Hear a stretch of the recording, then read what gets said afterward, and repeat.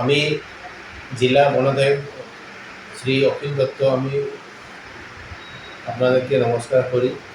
আগামী 15 আগস্ট 2025 সালে আমরা 15 আগস্ট এবারের 79তম যে 15 আগস্ট আসছে আমরা সবাই মিলি খুব ভালোভাবে এটাকে পালন করি। সসম্মানে আমরা রাষ্ট্রীয় ধ্বজকে আমরা এই দিনটা পালন করি। এই দিনটা আমরা যে শহীদ আছে ভারতের আসামের বরাক বিধানসভাকে আমরা নমন করতে হয়, আর আমরা তারাকে একটু ফুল দিয়ে আমরা যে তাদের স্মরণ করি, তারা আমাদেরকে স্বাধীনতা দিয়েছে।